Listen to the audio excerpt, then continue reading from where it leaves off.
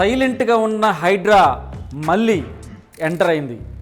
ప్రజలు భయభ్రాంతులకు గురవుతున్నారు. ఎక్కడ తమ నివాసాలను కూల్చివేస్తారో అని చెప్పేసి ఆందోళన చెందుతున్నారు.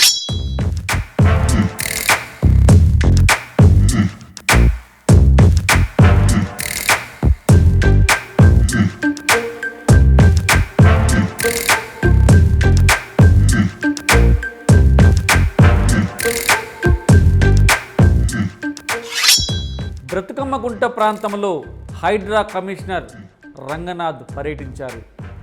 ఆయన పర్యటనకు వస్తున్నారని తెలియగానే ఒక్కసారిగా ప్రజలందరూ కూడా రోడ్డు మీదకి రావడం జరిగింది.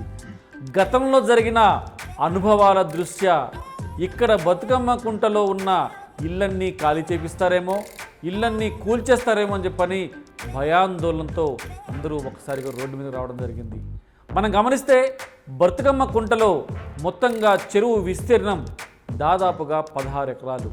మరి 16 ఎకరాల్లో చాలా వరకు కబ్జా గురైందని దీన్ని పర్యవేక్షించడానికి వచ్చారని రంగనాథ్ చెప్పారు. కాకపోతే ఇప్పుడు ఒక కొత్త విషయాన్ని ప్రజలకు చెప్పడంతో వాళ్ళు ఒక్క రకంగా గాలి పీల్చుకున్నారు.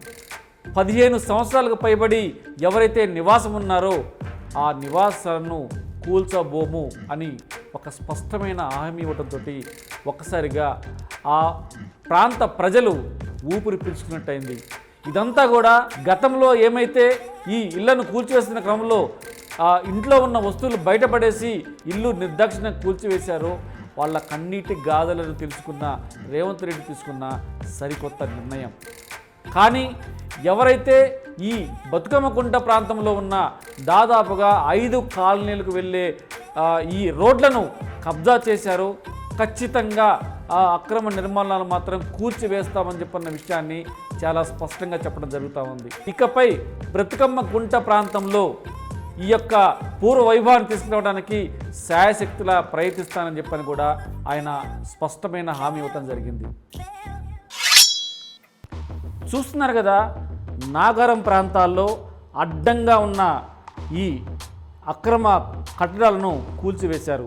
ఇకపై హైదరాబాదుకు పూర్వ వైభవం వస్తుందనడంలో ఎలాంటి సందేహం లేదు. తెలంగాణ ప్రభుత్వం రేవంత్ రెడ్డి తీసుకున్న ఒక సంచలనమైన నిర్ణయం తాలూకు రిజల్ట్స్ అయ్యేవి.